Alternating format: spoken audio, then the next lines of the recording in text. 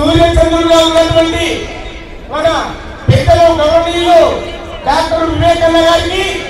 అదేవిధంగా మన నాగరాజన్న గారికి, అదేవిధంగా మిగతా ఉన్నటువంటి శాసనసభ్యులకు, వేదిక మీద ఉన్నటువంటి పెద్దలందరికీ కూడా ప్రత్యేకమైనటువంటి మిత్రులారా, ఈ రోజు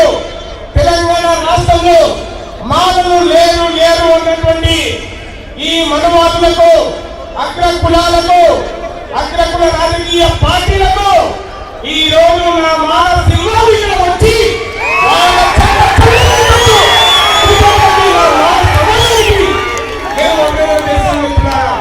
ఈ రోజు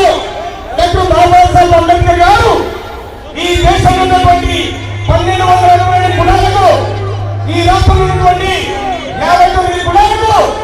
అక్కడ వర్ణాలతో సమానంగా అభివృద్ధి చెందాలని చెప్పేసి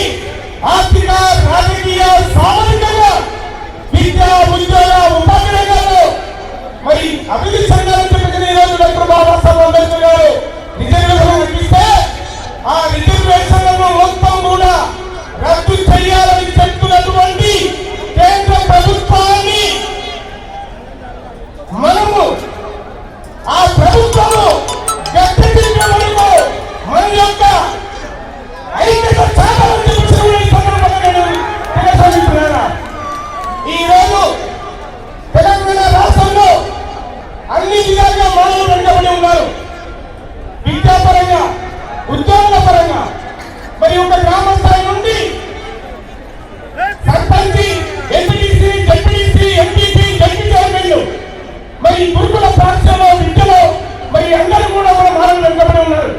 మరి ఈ విషయాలను మనం అందరూ కూడా గమనించాలి. ఈ రోజు మానవులు వెనుకబడి ఉంటే ఈ రోజు మానవులు దోస్తున్నటువంటి వల్ల